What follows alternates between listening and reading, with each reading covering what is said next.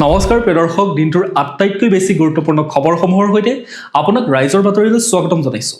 আজিৰ শীৰ্ষক খবৰসমূহ চমুকৈ এনেধৰণৰ: আধ্যাত্মিক নৱজাগৰণ নে উন্নয়নৰ আঁৰত অন্য ৰহস্য? যি ভূমিৰ ধূলিত নিহিত হৈ আছে গুৰুজনৰ সৃষ্টিৰ সুবাস, সেই পবিত্ৰ বটদ্ৰৱাৰত আজিৰ পৰা আৰম্ভ হ'ল এক নতুন ইতিহাস। কিন্তু ইয়াৰ মাজতে কিয় ছাই হ'ল অৰণ্য মানৱৰ সপোন?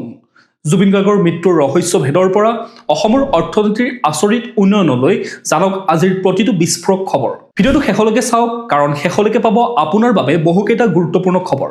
বাতৰি আৰম্ভ কৰাৰ আগতে আপুনি যদি আমাৰ জনমত চেনেলটো ছাবস্ক্ৰাইব কৰি ল'বলৈ পাহৰি গৈছে, অনুগ্ৰহ কৰি চেনেলটো ছাবস্ক্ৰাইব কৰি লওক, লগতে নটিফিকেশ্যন বেল আইকনটো প্ৰেছ কৰি ৰাখক, কাৰণ ইয়াৰ প্ৰতিটো খবৰেই সঁচা আৰু নিৰপেক্ষ। লগতে এটা লাইক কৰি থৈ যাবলৈ নাপাহৰিব। প্ৰিয় দৰ্শক, আজি অসমীয়া পুহ মাহৰ 14 তাৰিখ আৰু ইংৰাজী 30 ডিচেম্বৰ। এদিন আমি প্ৰথমটো খবৰলৈ। গৃহমন্ত্ৰী অমিত শ্বাহৰ অসম ভ্ৰমণ, বটদ্ৰৱা প্ৰকল্পকে ধৰি কেইবাটাও প্ৰকল্পৰ শুভ উদ্বোধন। অসমৰ ইতিহাসৰ পাতত 29 ডিচেম্বৰ 2025 সোমবাৰৰ দিনটো অসমবাসীৰ বাবে বিশেষ হৈ ৰ'ব, কিয়নো আজিৰ এই দিনটোতে অসম আৰু অসমবাসীয়ে লাভ কৰিলে একাধিক কালজয়ী প্ৰকল্প। আজিৰ এই কেওটা প্ৰকল্প শুভ উদ্বোধন কৰে কেন্দ্ৰীয় গৃহমন্ত্ৰী অমিত শ্বাহে। কেন্দ্ৰীয় গৃহমন্ত্ৰীগৰাকী পুৱাই অসমত পদাৰ্পণ কৰে আৰু তেওঁক মুখ্যমন্ত্ৰীয়ে উষ্ম আদৰণি জনায়। ইয়াৰ পাছতে তেওঁ আজিৰ মূল কাৰ্যসূচী তথা অসমবাসীৰ বহুদিনীয়া সপোন বটদ্ৰৱা প্ৰকল্প শুভ উদ্বোধন কৰে। শ্ৰীমন্ত শংকৰদেৱ গুৰুজনাৰ পবিত্ৰ আৱিৰ্ভাৱ ক্ষেত্ৰ তথা বটদ্ৰৱাত মুখ্যমন্ত্ৰী ডক্টৰ হিমন্ত বিশ্ব শৰ্মাই পবিত্ৰ গুৰু আসনৰ প্ৰতিকৃতিৰ সৈতে অসমৰ চহকী সংস্কৃতিৰ পৰিচয়স্বৰূপ মুখাশিল্প, গামোচা, পাটৰ চেলেং, চাদৰেৰে আদৰণি জনায়। ইয়াৰ পাছতে কেন্দ্ৰীয় মন্ত্ৰীগৰাকীয়ে আজিৰ মূল কাৰ্যসূচী বটদ্ৰৱা প্ৰকল্প উদ্বোধন কৰি অসমৰ ভক্তপ্ৰাণ ৰাইজলৈ মুকলি কৰে। আজিৰ এই মাংগলিক অনুষ্ঠানটি কেন্দ্ৰীয় মন্ত্ৰী শ্বাহে উদ্বোধন কৰি কয় যে অসম এতিয়া আন্দোলনৰ ভূমিৰ পৰিৱৰ্তে বিকাশৰ ভূমিলৈ ৰূপান্তৰ হৈছে। অসম এতিয়া পূৰ্ব ভাৰতৰ বিকাশৰ ইঞ্জিন হিচাপে পৰিচিত হৈ দেশৰ বিকাশৰ পথৰ অংশীদাৰ হৈছে। মই শ্ৰীমন্ত শংকৰদেৱৰ ভূমিত থাকি ক'ব বিচাৰিছোঁ যে ভাৰতীয় জনতা পাৰ্টীৰ সংকল্প হৈছে কেৱল অসমেই নহয়, সম্পূৰ্ণ ভাৰততে আমি বিচাৰি বিচাৰি এজন এজনকৈ অনুপ্ৰৱেশকাৰীক নিজ ঠাইলৈ বিতৰণ কৰিম। একেদৰে মুখ্যমন্ত্ৰী ডক্টৰ শৰ্মাই কয় যে আজি অসমীয়াৰ প্ৰাণ প্ৰতিষ্ঠাতা শ্ৰীমন্ত শংকৰদেৱ গুৰুজনাৰ মহাবিশাল ঐতিহ্যক সংৰক্ষণৰ বাটেৰে প্ৰতিগৰাকী বৈষ্ণৱৰ সামূহিক ইচ্ছাই ইতিহাস ৰচনা কৰিলে। কেন্দ্ৰীয় গৃহমন্ত্ৰী অমিত শ্বাহে মহাপুৰুষ শ্ৰীমন্ত শংকৰদেৱৰ আৱিৰ্ভাৱ ক্ষেত্ৰ উদ্বোধনৰ জৰিয়তে অসমৰ পৰম পূজ্য শ্ৰীমন্ত শংকৰদেৱ গুৰুজনাৰ জন্মস্থানৰ গৌৰৱক বিশ্বজনীন কৰাৰ আমাৰ প্ৰয়াসে নতুন প্ৰাণ পালে। এই পবিত্ৰ ভূমিতে নৱবৈষ্ণৱ ধৰ্মৰ নৱপ্ৰজ্বলিত বন্তিগছিয়ে অসমৰ সামাজিক বিবেকক প্ৰতিষ্ঠা কৰিছিল। কিন্তু আমাৰ দুৰ্ভাগ্য আছিল যে এই পবিত্ৰ ভূমিক অচিনাকি বেদখলকাৰীয়ে আগ্ৰাসন কৰি অসমৰ সামাজিক গাঁথনিলৈ প্ৰত্যাহ্বান কঢ়িয়াই আনিছিল। আমি সংকল্প লৈছোঁ, আমাৰ পৰিচয়ক আমি পুনৰুদ্ধাৰ কৰিমেই। এনেকৈ কেইবছৰমান পূৰ্বে আৰম্ভ হৈছিল গুৰুজনাৰ আৱিৰ্ভাৱ ক্ষেত্ৰক পুনৰুদ্ধাৰ কৰি ভব্য প্ৰকল্পটিৰ নিৰ্মাণ যাত্ৰা। এই কাৰ্য সুচাৰুৰূপে সম্পন্ন কৰি কেন্দ্ৰীয় মন্ত্ৰীগৰাকীয়ে 5,000 আসন থকা জ্যোতি বিষ্ণু আন্তৰ্জাতিক কলা মন্দিৰ ৰাইজলৈ উচৰ্গা কৰে। এই আন্তৰ্জাতিক প্ৰেক্ষাগৃহটো প্ৰায় 291 কোটি টকাৰে নিৰ্মাণ কৰা হৈছে।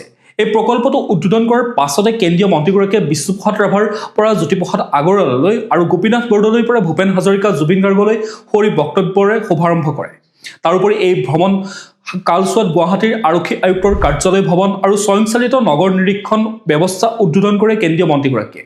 ইয়াৰ অধীনত 2000টা CCTV কেমেৰা সংস্থাপন কৰা হৈছে। প্ৰায় 300 কোটি টকা ব্যয় সাপেক্ষে এই দুটা নতুন সংযোজনে সুৰক্ষা, নিৰাপত্তা, বহন ক্ষমতা আৰু ৰাজহুৱা সুবিধা সুনিশ্চিত কৰিব। বিশেষকৈ আৰক্ষী আয়ুক্তৰ এই ভৱনে সমসাময়িক কাৰিকৰী মান আৰু বৰ্ধিত ৰাজহুৱা অভিজ্ঞতাৰ সৈতে ৰাজ্যৰ জনসাধাৰণৰ বাবে একে চালিৰ তলতে আৰক্ষী বিভাগৰ মুখ্য সা সুবিধা সম্পন্ন গুৰুত্বপূৰ্ণ স্থান হিচাপে কাম কৰিব বুলি গভীৰভাৱে আশা প্ৰকাশ কৰিছে মুখ্যমন্ত্ৰী ডক্টৰ শৰ্মাই। উল্লেখযোগ্য যে মুখ্যমন্ত্ৰী কেন্দ্ৰীয় মন্ত্ৰী সৰ্বানন্দ সোণোৱালৰ উপস্থিতিত উদ্বোধন কৰা এই সমূহ প্ৰকল্পৰ উপৰি কেন্দ্ৰীয় মন্ত্ৰী শ্বাহে বৰাগাঁৱৰ শ্বহীদ স্মাৰক ক্ষেত্ৰত উপস্থিত থাকে। তাত তেওঁ ঐতিহাসিক অসম আন্দোলনৰ 860 গৰাকী অমৰ শ্বহীদৰ পুণ্য স্মৃতিত গভীৰ শ্ৰদ্ধাঞ্জলি অৰ্পণ কৰে। এই আটাইকেইটা প্ৰকল্প ৰাইজৰ বাবে উচৰ্গা কৰি কেন্দ্ৰীয় মন্ত্ৰীগৰাকীয়ে সন্ধিয়াই নতুন দিল্লীলৈ উৰা মাৰে। এতিয়া আমি পৰৱৰ্তী খবৰটোলৈ। অসমৰ দুখন বিপৰীত ছবি, এফালে আৱিৰ্ভাৱ ক্ষেত্ৰৰ বৈভৱ, আনফালে বালি মাফিয়াৰ তাণ্ডৱত জাহ গ'ল মোলাই কাঠনি। অসমৰ সামাজিক আৰু পৰিৱেশ তন্ত্ৰৰ বাবে আজিৰ দিনটোত এক চৰম বিপৰীতমুখী অনুভৱৰ দিন হিচাপে চিহ্নিত হৈছে। এফালে যিদৰে বটদ্ৰৱাত 227 কোটি টকাৰ ব্যয়েৰে নিৰ্মিত অত্যাধুনিক সাংস্কৃতিক প্ৰকল্প মুকলি কৰি কেন্দ্ৰীয় গৃহমন্ত্ৰীয়ে অসমৰ আধ্যাত্মিক পৰম্পৰাক সন্মান জনাইছে, আনফালে যোৰহাটত একাংশ দুষ্কৃতিকাৰীৰ অগ্নিসংযোগত জাহ গৈছে অৰণ্য মানৱ যাদৱ পায়েঙৰ কন্যা মুনমুনি পায়েঙৰ নেতৃত্বত গঢ়ি তোলা মোলাই কাঠনি 2.0। বালি খননৰ বিৰুদ্ধে মাত মতাৰ ভয়ংকৰ পৰিণাম। যোৰহাটৰ ব্ৰহ্মপুত্ৰৰ চৰ চাপৰিত প্ৰকৃতি সুৰক্ষাৰ বাবে কাম কৰি থকা মুনমুনি ফায়েঙৰ সেউজীয়া বননিত কোনো দুষ্কৃতিকাৰীয়ে অগ্নিসংযোগ কৰাৰ এক চাঞ্চল্যকৰ ঘটনা পোহৰলৈ আহে। ক্ষতিৰ পৰিমাণ, এই জুইত প্ৰায় ৫,৫০০ জোপা গছপুলি জাহ যোৱাৰ লগতে অসংখ্য চৰাই চিৰিকটি আৰু কীট পতংগৰ মৃত্যু হয়। পটভূমি, ২০২২ চনৰ পৰা এটা ৭০জনীয়া দলে ১৩০০ হেক্টৰ ভূমিত ১০ লাখৰো অধিক গছপুলি ৰোপণ কৰি এই অৰণ্যখন গঢ়ি তুলিছিল। সন্দেহৰ আৱৰ্তত আছে বন বিভাগ। গুৰুত্বপূৰ্ণ অভিযোগ উঠিছে যে মোলাইকাথনিৰ কাষতে ব্ৰহ্মপুত্ৰৰ বালি খননৰ বাবে বন বিভাগে অনুমতি প্ৰদান কৰিছিল।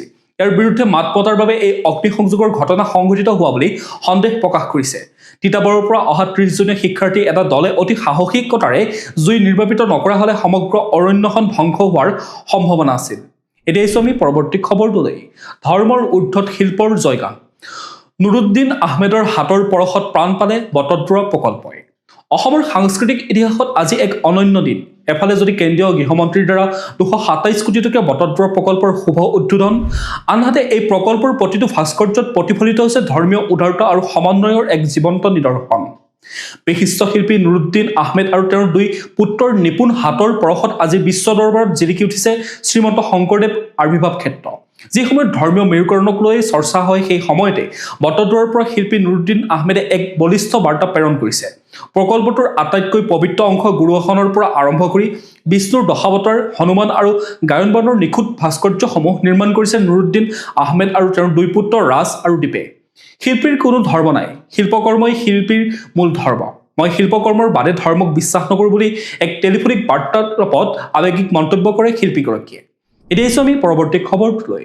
বিৰোধীৰ ঐক্যত খামখিয়ালি, গৌৰৱ গগৈৰ ১০০ আসনৰ ঘোষণাই অস্বস্তিত পেলাইছে এবাৰ মিত্ৰ দলক।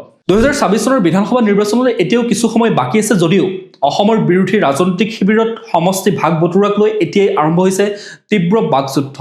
প্ৰদেশ কংগ্ৰেছৰ সভাপতি গৌৰৱ গগৈয়ে আগন্তুক নিৰ্বাচনত কংগ্ৰেছে অকলে ১০০খন আসনত প্ৰতিদ্বন্দ্বিতা কৰিব বুলি কৰা এক তাৎপৰ্যপূৰ্ণ ঘোষণাই মিত্ৰজোঁটৰ আন দলসমূহৰ মাজত ব্যাপক প্ৰতিক্ৰিয়াৰ সৃষ্টি কৰিছে। লুৰিণজ্যোতি গগৈৰ প্ৰত্যাহ্বান, আলোচনাৰ পাছতহে হ'ব চূড়ান্ত। গৌৰৱ গগৈৰ এই একক ঘোষণাৰ পাছতে আজি ডিব্ৰুগড়ত সংবাদ মাধ্যমৰ সন্মুখত মুখ খোলে অসম জাতীয় পৰিষদৰ সভাপতি লুৰিণজ্যোতি গগৈয়ে। তেওঁ স্পষ্টকৈ কয় যে কোনো একপক্ষীয় ঘোষণাই মিত্ৰতাক প্ৰতিনিধিত্ব নকৰে। আলোচনাৰ প্ৰয়োজনীয়তা, লুৰিণজ্যোতি গগৈৰ মতে গৌৰৱ গগৈয়ে ১০০খন আসনৰ কথা ক'লেও এই কথা বিৰোধীৰ ঐক্যৰ আলোচনাত বহাৰ পাছতহে চূড়ান্ত হ'ব। জিকাৰ ক্ষমতাৰ গুৰুত্ব, তেওঁ কয় যে কাৰ ক'ত সাংগঠনিক শক্তি আছে আৰু কোনে সমষ্টিটো উদ্ধাৰ কৰিব পাৰিব, সেই সক্ষমতাৰ ওপৰতহে প্ৰাৰ্থিত্ব নিৰ্ভৰ কৰিব। বিশেষকৈ জাতীয়তাবাদী ভেটি থকা সমষ্টিসমূহৰ ক্ষেত্ৰত এজেপিৰ দাবী শক্তিশালী হ'ব বুলি তেওঁ এটা ইংগিত দিয়াও দেখা যায়। বিৰোধীৰ ঐক্যৰ মাজত দেখা দিয়া এই শেহতীয়া অৰিয়াই কেইবাটাও গুৰুত্বপূৰ্ণ দিশ উন্মোচন কৰিছে। কংগ্ৰেছৰ আধিপত্য নে কৌশল, ১০০খন আসনৰ দাবীৰে গৌৰৱ গগৈয়ে হয়তো মিত্ৰজোঁটত কংগ্ৰেছৰ ব্ৰিকবেডাৰ স্থিতি জাহিৰ কৰিব বিচাৰিছে। কিন্তু ইয়াৰ ফলত সৰু সৰু আঞ্চলিক দলসমূহৰ মাজত নিৰাপত্তাহীনতাৰ সৃষ্টি হোৱাটো স্বাভাৱিক। ভোট বিভাজনৰ ভয়, লুৰিণজ্যোতি গগৈয়ে নিজেই স্বীকাৰ কৰিছে যে বিৰোধীৰ ভোট বিভাজন নহ'লেহে বিজেপিক পৰাভূত কৰা সম্ভৱ। এনে অৱস্থাত আসনক লৈ হোৱা খোৱা কামোৰে শাসকীয় পক্ষকহে সুবিধা কৰি দিব পাৰে। বিটিআৰৰ অংক, লুৰিণজ্যোতি গগৈয়ে উত্থাপন কৰা এক গুৰুত্বপূৰ্ণ প্ৰশ্ন হ'ল গৌৰৱ গগৈৰ ১০০খন আসনৰ ভিতৰত বিটিআৰ সমষ্টিসমূহ অন্তৰ্ভুক্ত নেকি। যিহেতু বিটিআৰত আঞ্চলিক দলৰ প্ৰভাৱ বেছি, সেয়েহে এই অংকটো ইমান সহজ নহ'ব।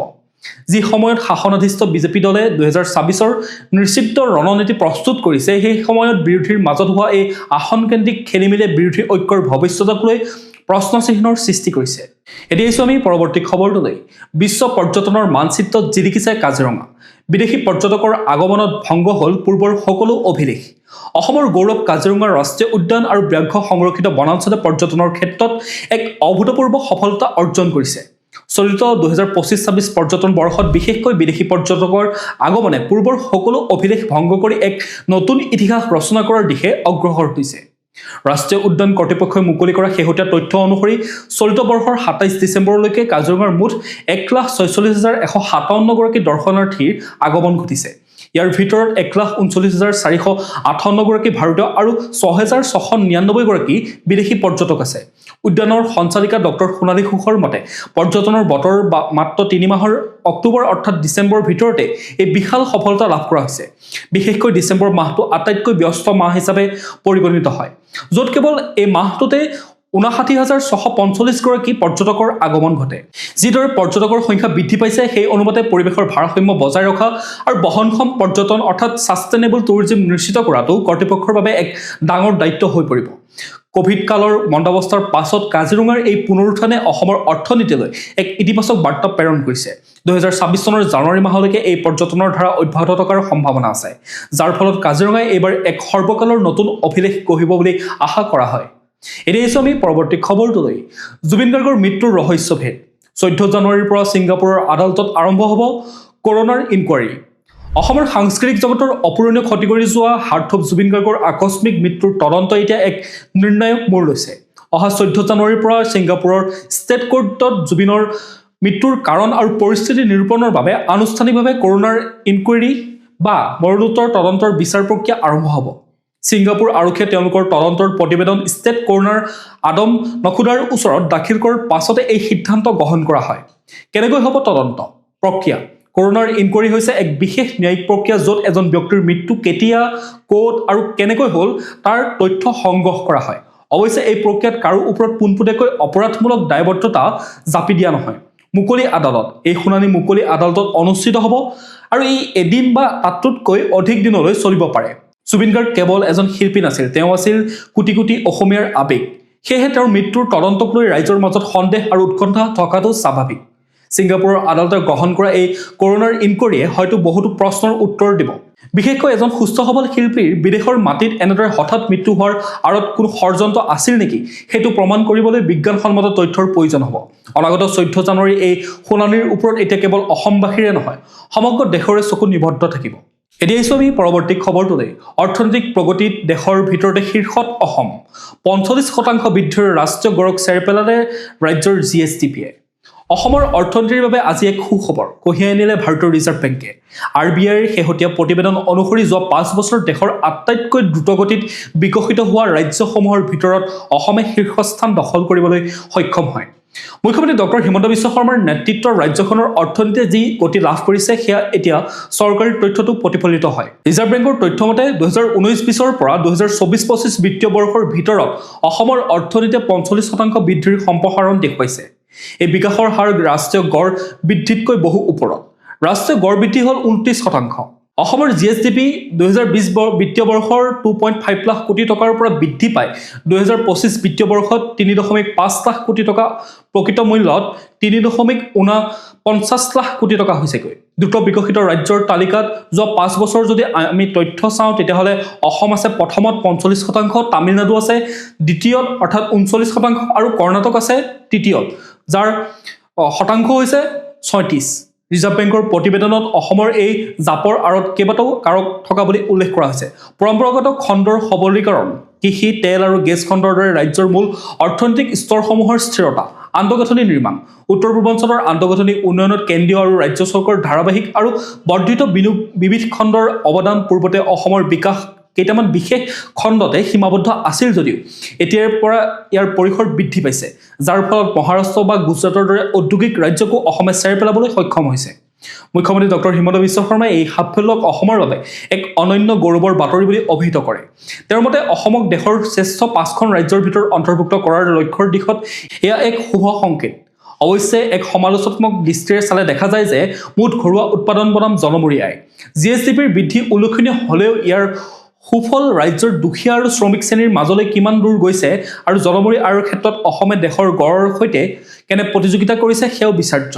ঋণৰ বোজা। অৰ্থনৈতিক বিকাশৰ সমান্তৰালকৈ ৰাজ্য চৰকাৰৰ ঋণৰ পৰিমাণ বৃদ্ধি পোৱা বিষয়টোকো অৰ্থনীতিবিদসকলে প্ৰায় বিশ্লেষণৰ আওতালৈ আনে। ৰিজাৰ্ভ বেংকৰ এই স্বীকৃতিয়ে আন্তঃৰাষ্ট্ৰীয় আৰু ৰাষ্ট্ৰীয় বিনিয়োগকাৰীসকলক অসমৰ প্ৰতি আকৰ্ষিত কৰিব আৰু উদ্যোগৰ সঠিক মিশ্ৰণে যদি এই 45%ৰ ধাৰা অব্যাহত ৰাখিব পাৰে তেন্তে উত্তৰ পূৰ্বাঞ্চলৰ দুৱাৰমুখ হিচাপে অসম সঁচাকৈ ভাৰতৰ নতুন অৰ্থনৈতিক শক্তি কেন্দ্ৰ হিচাপে গঢ়ি উঠিব। এতিয়া আমি পৰৱৰ্তী খবৰটোলৈ। বহিৰাগতই পুনৰ ভূমিপুত্ৰ গো বেক ধ্বনি দিলে পৰিস্থিতি বিষম হ'ব। পলাশ চাংমাই। কাৰ্বি আংলং জিলাকে ধৰি সমগ্ৰ অসমতে খিলঞ্জীয়া লোকৰ ভূমিৰ অধিকাৰ আৰু ৰাজনৈতিক অধিকাৰ সুৰক্ষিত কৰাৰ দাবীত সোমবাৰে অসম জাতীয়তাবাদী যুৱ ছাত্ৰ পৰিষদে তিনিচুকীয়াত তীব্ৰ প্ৰতিবাদ সাব্যস্ত কৰে। তিনিচুকীয়াৰ নিজা কাৰ্যালয়ৰ পৰা উলিওৱা প্ৰতিবাদ সমদলটো লোকপ্ৰিয় গোপীনাথ বৰদলৈ পথেৰে থানা চাৰিআলি হৈ 37 নং ৰাষ্ট্ৰীয় ঘাইপথেদি আহি পুনৰ কাৰ্যালয়ৰ সমীপত সামৰণি পৰে। সমদলটোৰ সময়ত অনা অসমীয়া হুঁচিয়াৰ খিলঞ্জীয়া ভূমি অধিকাৰক সুৰক্ষিত কৰক, ৰাজনৈতিক অধিকাৰ সুৰক্ষিত কৰক, অসম জাতীয়তাবাদী যুৱ ছাত্ৰ পৰিষদৰ জিন্দাবাদ আদি ধ্বনিৰে সংগঠনটোৰ নেতৃত্বত সহস্ৰাধিক লোকে আকাশ বতাহ কঁপাই তোলে। প্ৰতিবাদী সমদলৰ পৰা অসম জাতীয়তাবাদী যুৱ ছাত্ৰ পৰিষদৰ কেন্দ্ৰীয় সভাপতি পলাশ চাংমাই কয় যে কাৰ্বি আংলঙৰ দৰে বহিৰাগতই পুনৰ ভূমিপুত্ৰক যদি গৌবেগ ধ্বনি দিয়ে তেন্তে পৰিস্থিতি বিষম হ'ব। এতিয়া জানি লওঁ আহক কাইলৈৰ দিনটোৰ বতৰৰ বতৰা। ভাৰতীয় বতৰ বিজ্ঞান কেন্দ্ৰৰ তথ্য অনুসৰি 30 ডিচেম্বৰ মঙলবাৰৰ দিনটোত অসমৰ আকাশ মূলতঃ পৰিষ্কাৰ আৰু বতৰ শুকান থাকিব। পুৱাৰ ভাগত ৰাজ্যৰ ঠায়ে ঠায়ে ঘন কুঁৱলী পৰাৰ সম্ভাৱনা আছে, যাৰ ফলত দৃশ্যমানতা হ্ৰাস পাব পাৰে। অৱশ্যে বেলা বহাৰ লগে লগে কুঁৱলী আঁতৰি আকাশ ফৰকাল হ'ব যদিও ঠাণ্ডা বৃদ্ধি পোৱাৰো সম্ভাৱনা আছে। কাইলৈৰ দিনটোৰ সম্ভাৱ্য সৰ্বোচ্চ তাপমাত্ৰা 23 ডিগ্ৰী চেলছিয়াছ হ'ব আৰু ৰাতিৰ সৰ্বনিম্ন তাপমাত্ৰা 12 ডিগ্ৰী চেলছিয়াছ হোৱাৰ সম্ভাৱনা আছে। সূৰ্যোদয় পুৱা 6:10 হ'ব আৰু সূৰ্যাস্ত আবেলি 4:41 হ'ব। এতিয়া আমি ৰাষ্ট্ৰীয় গুৰুত্বপূৰ্ণ খবৰসমূহৰ মাজলৈ। প্ৰটকলতকৈ জনতাৰ মৰম ওপৰত। ঝাৰখণ্ডৰ ৰাজপথত গাড়ীৰ পৰা নামি সৰলতাৰ নিদৰ্শন দাঙি ধৰিলে ৰাষ্ট্ৰপতি মুৰ্মুৱে। দেশৰ সাংবিধানিক মুৰব্বী হোৱাৰ পাছতো নিজৰ শিপা আৰু সাধাৰণ জনতাৰ সৈতে থকা নিবিড় সম্পৰ্কৰ কথা পুনৰ এবাৰ প্ৰমাণ কৰিলে ৰাষ্ট্ৰপতি দ্ৰৌপদী মুৰ্মুৱে। ঝাৰখণ্ডৰ ভ্ৰমণৰ দ্বিতীয় দিনা ৰাষ্ট্ৰপতিগৰাকীয়ে সুৰক্ষা প্ৰটকলৰ কথা চিন্তা নকৰি ৰাজপথতে গাড়ীৰ পৰা নামি সাধাৰণ জনতাক সাক্ষাৎ কৰি এক বিৰল আৰু হৃদয়স্পৰ্শী নিদৰ্শন দাঙি ধৰে। ৰাষ্ট্ৰপতি মুৰ্মুৱে NIT জামছেদপুৰৰ 15 সংখ্যক দীক্ষান্ত সমাৰোহত মুখ্য অতিথি হিচাপে অংশগ্ৰহণ কৰি উভতি অহাৰ সময়তে এই আকস্মিক ঘটনাটো ঘটে। জনতাৰ উৎসাহ। চাৰাইকেলাৰ আকাশীবাণী চকত ৰাষ্ট্ৰপতিগৰাকীক এবাৰ চাবলৈ হাজাৰ হাজাৰ লোকে বেৰিকেডৰ কাষত ভিৰ কৰিছিলহি। প্ৰটকল ভংগ। নিজৰ কনভয় গৈ থকা অৱস্থাত ৰাইজৰ উষ্ম আদৰণি প্ৰত্যক্ষ কৰি ৰাষ্ট্ৰপতিয়ে হঠাতে গাড়ী ৰখাবলৈ নিৰ্দেশ দিয়ে। সুৰক্ষা কৰ্মীসকলক আচৰিত কৰি তেওঁ গাড়ীৰ পৰা নামি আহি বেৰিকেডৰ কাষত ৰৈ থকা জনতাৰ কাষ পায়গৈ। জনতাৰ মাজত ৰাষ্ট্ৰপতিয়ে ভাৰত মাতা কি জয় ধ্বনিৰ মাজতে তেওঁ হাতযোৰ কৰি ৰাইজৰ অভিবাদন গ্ৰহণ কৰে। কেৱল আকাশবাণী চকতে নহয়, পাছত খৰকাই দলঙৰ সমীপতো তেওঁ পুনৰ গাড়ীৰ পৰা নামি ৰাইজৰ সৈতে আন্তৰিকতাৰে মত বিনিময় কৰে। ৰাষ্ট্ৰপতিৰ এই কাৰ্যই ছ'চিয়েল মিডিয়াৰ পৰা আৰম্ভ কৰি ৰাজনৈতিক মহললৈকে চৰ্চা লাভ কৰিছে। ৰাষ্ট্ৰপতি দ্ৰৌপদী মুৰ্মুৱে এই সৰল আৰু উদাৰ আচৰণে ঝাৰখণ্ডৰ জনসাধাৰণক মোহিত কৰে। প্ৰটকলৰ বেহুফালি জনতাৰ কাষ চপা এই পদক্ষেপক বহুলোকে গণতন্ত্ৰৰ এক সুন্দৰ ছবি হিচাপে অভিহিত কৰে। এতিয়া আমি খেল জগতৰ খবৰসমূহৰ মাজলৈ। অসমত কিয় অনুষ্ঠিত নহয় T20 বিশ্বকাপৰ মেচ? আগন্তুক T20 বিশ্বকাপৰ এখনো খেল অসমত অনুষ্ঠিত নহয়। এই কথা সদৰি কৰিলে BCCIৰ সচিব দেৱজিৎ লন শইকীয়াই। দৰং জিলাৰ মঙলদৈ ক্ৰীড়া সন্থাৰ ষ্টেডিয়ামত চলি থকা ভেটাৰন ক্ৰিকেটত দেওবাৰে উক্ত খেলত অংশগ্ৰহণ কৰে BCCIৰ সচিব দেৱজিৎ লন শইকীয়াই। উক্ত অনুষ্ঠানতে এই কথা সদৰি কৰে তেওঁ। BCCIৰ সচিবগৰাকীয়ে অসমত কিয় T20 মেচ অনুষ্ঠিত নহয় তাৰ কাৰণৰ সন্দৰ্ভত কয় যে ICCয়ে খেল অনুষ্ঠিত কৰাৰ বাবে মাত্ৰ 5টা স্থান বিচৰাৰ বাবে অসম বিবেচনালৈ নাহিল। ICCয়ে আমাক খেল অনুষ্ঠিত কৰিবলৈ দেশৰ 5খন টপ ষ্টেডিয়াম বিচাৰিছিল। সেয়েহে আমি মুম্বাই, দিল্লী, চেন্নাই, আহমেদাবাদ আৰু কলিকতাক আমি নিৰ্বাচিত কৰিছোঁ। বাকী 3খন ষ্টেডিয়াম শ্ৰীলংকাৰ পৰা নিৰ্বাচিত কৰিছোঁ। অসমৰ ক্ৰীড়া পৰিৱেশক লৈ তেওঁ কয় যে অসমত এতিয়া এক সুন্দৰ ক্ৰীড়াৰ পৰিৱেশ সৃষ্টি হৈছে। অহা জানুৱাৰীত মঙলদৈত নামিবিয়াৰ মহিলা ক্ৰিকেট দলে প্ৰেক্টিচ মেচ খেলিব বুলিও জনালে শইকীয়াই। এতিয়া আমি আন্তঃৰাষ্ট্ৰীয় গুৰুত্বপূৰ্ণ খবৰসমূহৰ মাজলৈ। ইউক্ৰেইনৰ বাবে আমেৰিকাৰ 15 বছৰীয়া সুৰক্ষা গেৰাণ্টি। ট্ৰাম্প জেলেনস্কিৰ বৈঠকৰ পাছত শান্তিৰ নতুন আশা নে বিভ্ৰান্তি? ৰাছিয়া ইউক্ৰেইন যুদ্ধৰ অৱসান ঘটোৱাৰ লক্ষ্যৰে এক বৃহৎ কূটনৈতিক পদক্ষেপ গ্ৰহণ কৰিছে আমেৰিকাই। সোমবাৰে ইউক্ৰেইনৰ ৰাষ্ট্ৰপতি ভলোদিমিৰ জেলেনস্কিয়ে সদৰি কৰা মতে আমেৰিকাই এক প্ৰস্তাৱিত শান্তি পৰিকল্পনাৰ অংশ হিচাপে ইউক্ৰেইনক 15 বছৰীয়া সুৰক্ষা গেৰাণ্টি প্ৰদানৰ প্ৰস্তাৱ দিয়ে। দেওবাৰে ফ্লৰিডাৰ মাৰ-এ-লাগো ৰিজৰ্টত আমেৰিকাৰ নৱনিৰ্বাচিত ৰাষ্ট্ৰপতি ডনাল্ড ট্ৰাম্প আৰু জেলেনস্কিৰ মাজত অনুষ্ঠিত হয় এক গুৰুত্বপূৰ্ণ বৈঠকৰ পাছতে এই তথ্য পোহৰলৈ আহে। শান্তি পৰিকল্পনাৰ মুখ্য দিশসমূহ হ'ল 15 বছৰ নে 20 বছৰ। আমেৰিকাৰ 15 বছৰৰ গেৰাণ্টি দিছে যদিও জেলেনস্কিয়ে ৰাছিয়াক ভৱিষ্যতে পুনৰ আক্ৰমণৰ পৰা বিৰত ৰাখিবলৈ এই সময়সীমা 50 বছৰলৈ বৃদ্ধি কৰিবলৈ অনুৰোধ জনায়। 20 দফীয়া আঁচনি। বৰ্তমান এখন 20 দফীয়া শান্তি আঁচনিৰ ওপৰত আলোচনা চলি আছে। জেলেনস্কিয়ে বিচাৰিছে যে এই আঁচনিখন ইউক্ৰেইনৰ জনসাধাৰণে ৰাষ্ট্ৰীয় গণভোটৰ জৰিয়তে অৰ্থাৎ ৰিফাৰেণ্ডামৰ জৰিয়তে জনাওক। নিৰীক্ষণ আৰু অংশীদাৰিত্ব। এই সুৰক্ষা গেৰাণ্টিত শান্তি চুক্তি কেনেকৈ নিৰীক্ষণ কৰা হ'ব আৰু সহযোগী দেশসমূহৰ উপস্থিতি কেনে হ'ব সেই বিষয়লৈ উল্লেখ থাকিব। প্ৰিয় দৰ্শক, আজিৰ দিনটোৰ গুৰুত্বপূৰ্ণ খবৰসমূহ আছিল ইমানেই। আপোনালোকে যদি এতিয়াও আমাৰ চেনেলটো ছাবস্ক্ৰাইব কৰি ল'বলৈ পাহৰি গৈছে, অনুগ্ৰহ কৰি চেনেলটো ছাবস্ক্ৰাইব কৰি ল'ব, লগতে নটিফিকেশ্যন বেল আইকনটো প্ৰেছ কৰি ৰাখিব, কাৰণ তেতিয়াহে আপোনালোকে ডেইলি নিউজৰ আপডেটসমূহ পাই থাকিব। লগতে ভিডিঅ'টো যদি চাই ভাল পালে এটা লাইক কৰি থৈ যাব আৰু কমেণ্টত আপোনাৰ মতামত দিবলৈ নাপাহৰিব। কাইলৈ পুনৰ একে সময়তে লগ পোৱাৰ প্ৰতিশ্ৰুতিৰে আপোনাক বহুত বহুত ধন্যবাদ জ্ঞাপন কৰিছোঁ।